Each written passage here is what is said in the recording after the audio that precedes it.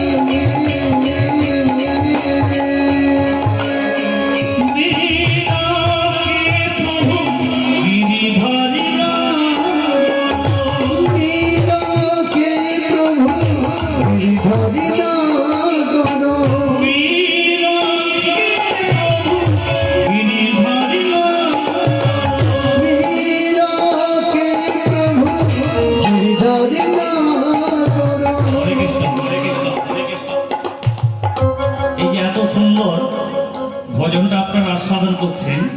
এই ভজনটা কে গেয়েছিলেন জানেন? বলতে পারবেন কেউ গেয়েছি?